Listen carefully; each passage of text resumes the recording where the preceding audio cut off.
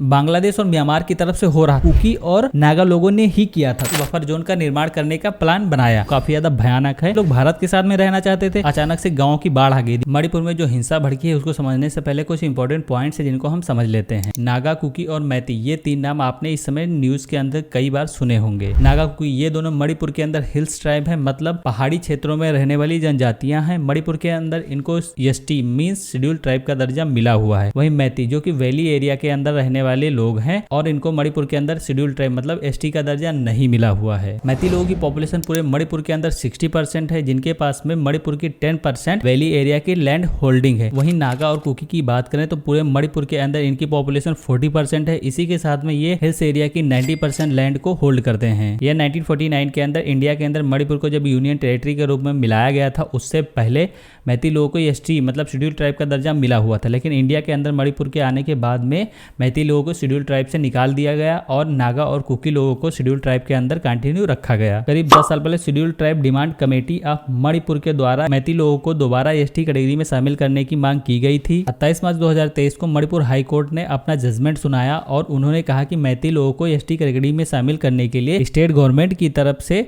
Central government को recommendation भेजा जाए और जो भी जवाब 4 वीक्स के अंदर सेंट्रल गवर्नमेंट से स्टेट गवर्नमेंट को मिलता है उसको वो दोबारा आकर के हमारे सामने सबमिट करें। मणिपुर के सीएम एन बीरेन सिंह ने अचानक से निर्णय लिया कि हिल्स एरिया का फॉरेस्ट रिजर्व एरिया जो भी है उसका लैंड सर्वे कराना है और उसको प्रोटेक्ट करना है। कारण था म्यांमार और बांग्लादेश की तरफ से किया जाने वाला इलीगल इमिग्रेशन। मणिपुर के अंदर काफी बड़ी मात्रा में म्यांमार और बांग्लादेश की तरफ से आकर के लोग इलीगली बस रहे थे, जो भी फॉरेस्ट रिजर्व एरिया था। और उसके बाद में वहां से अपनी अफीम और ड्रग्स की खेती बहुत बड़े पैमाने पर इंडिया के अंदर और उसके साथ में मणिपुर के अंदर चला रहे थे। मणिपुर की टोटल पॉपुलेशन 28 लाख है, जिनमें से 1.4 लाख एडल्ट ड्रग से अफेक्टेड हो चुके हैं।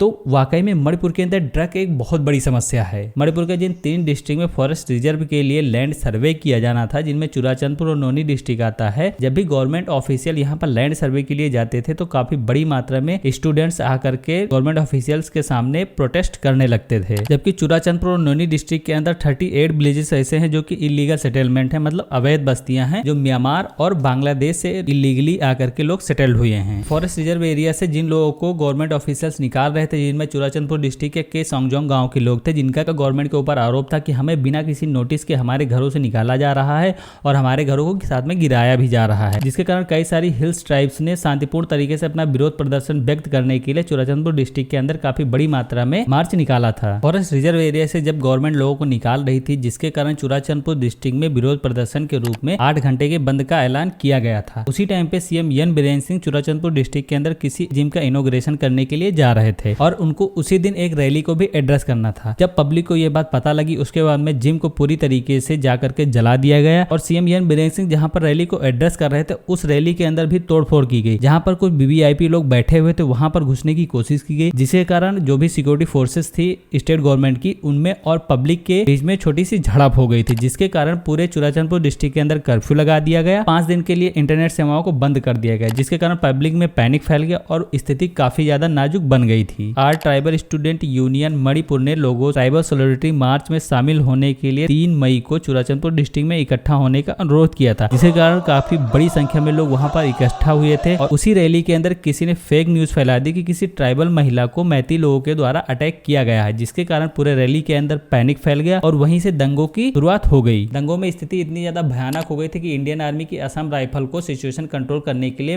फील्ड में उतारा गया। इसके साथ में जो भी लोग दंगों के अंदर फंसे हुए थे उनको सेफली इंडियन आर्मी को निकालने के लिए कहा गया, जिसको इंडियन आर्मी ने बखूबी तरीके से निभाया। और मणिपुर की वायलेशन में कुछ एक्सट्रीमिस्ट ऑर्गेनाइजेशन का भी हाथ बताया जा रहा है। कारण टी मोलकोट गांव में पुलिस के ऊपर फायरिंग करना, उसके बाद में ईस्ट इम्फाल के अंदर इंडियन आर्मी के ऊपर भी कई बार अटैक किए गए, जिनमें एक इंडियन आर्मी का जवान घायल हुआ था। जब 1949 में इंडिया के अंदर मणिपुर को इंडियन टेरिटरी के रूप में शामिल किया गया था, मैती लोगों को एसटी कैटेगरी से निकाल दिया गया था, जो कि मैंने आपको स्टार्टिंग में बताया। इसी के साथ में नागा और कुकी को एसटी कैटेगरी के अंदर रखा गया था। तो नागा और कुकी लोगों को इस चीज की परमिशन मिल गई थी कि वो हिल्स और वैली दोनों एरिया में जमीन खरीद सकते हैं, जबकि मैती लोग सिर्फ और सिर्फ वैली एरिया में जमीन खरीद सकते हैं। अगर वो हिल्स एरिया में जमीन खरीदना चाहते हैं तो वो नहीं खरीद सकते हैं। 2011 सेंसस के अनुसार मणिपुर की 58.9% पॉपुलेशन वैली एरिया के अंदर रहती है, वहीं 41.1% पॉपुलेशन मणिपुर के हिल्स एरिया के अंदर रहती है। अब सबसे बड़ी प्रॉब्लम क्या है, मणिपुर का मैप देखिए जिसमें 90% एरिया हिल्स एरिया के अंदर आता है और 10% एरिया सिर्फ और सिर्फ वैली एरिया के अंदर आता है। मणिपुर के अंदर टोटल 33 रिकॉग्नाइज्ड ट्राइब्स रहती हैं। मेनली 4 रिलीजियस प्रैक्टिस मणिपुर के अंदर फॉलो की जाती है, जिनमें हिंदुइज्म 41.39% है, दूसरा क्रिश्चियन आता है 41.29% है, तीसरा इस्लाम आता है, चौथा सनमाही रिलीजन आता है। नागा और कुकी लोग क्रिश्चियन रिलीजन की प्रैक्टिस को फॉलो करते हैं। मैती ग्रुप में हिंदू और मुसलमान दोनों लोग आते हैं। मुस्लिम्स को मैती पंगल या फिर मैती पंगन भी कहा जाता है। 1972 में मणिपुर को यूनियन टेरिटरी से एक स्टेट बना दिया गया और 1972 में ही मणिपुर के पहले इलेक्शंस हुए। मणिपुर की टोटल 60 कॉन्स्टिट्यूएंसी होती है, जिनमें से 40 कॉन्स्टिट्यूएंसी मैती ग्रुप की डोमिनेंस एरिया से आती हैं, वहीं 20 कॉन्स्टिट्यूएंसी नागा और कुकी जो हिल्स एरिया के अंदर रहते हैं वहां से आती हैं। मणिपुर के अंदर मोस्टली सीएम मैती कम्युनिटी से ही आते हैं। मैती और नागा ट्राइब्स का झगड़ा बहुत पुराना है, ये कोई नया झगड़ा नहीं है। मैती लोग म्यांमार, जिसका भूतपूर्व नाम बर्मा या फिर ब्रह्म देश था, वहां से आकर के मणिपुर के वैली एरिया के अंदर अपना किंगडम स्थापित किया था और वो चाहते थे कि उनका किंगडम पूरे मणिपुर के हिल्स एरिया में भी फैले। लेकिन उनकी सबसे बड़ी प्रॉब्लम थी कि जब भी वो अपना किंगडम फैलाने की कोशिश करते थे तो उनके नागा जो कि हिल्स टाइप से उनके साथ में उनकी फाइट हो जाती थी, जिसके कारण वो अपना किंगडम पूरी तरीके से मणिपुर के अंदर फैला नहीं पा रहे थे। 1704 में मणिपुर के मैती राजा चेरेरोंगबा ने वैष्णोइज्म मींस हिंदुइज्म को एक्सेप्ट कर लिया और उन्होंने अपना नाम बदल करके पीताम्बर सिंह कर लिया। 1819 से 1825 के बीच में म्यांमार ने मणिपुर के ऊपर आक्रमण कर दिया और मणिपुर को अपने अधीनस्थ कर लिया। उसके बाद में उन्होंने हिल्स टाइप्स और जो मैती लोग थे उनको फोर्सफुली बुद्धिज्म में कन्वर्ट करने का खेल चालू किया, जिसके कारण बहुत सारी जो हिल्स टाइप्स जिनमें नागा लोग भी थे, बहुत बड़े पैमाने पर उनका जेनोसाइड किया गया। 1824 से 1826 के बीच में फर्स्ट एंग्लो बर्मा वार हुई, जिनमें बर्मा की हार हुई और अंग्रेजों की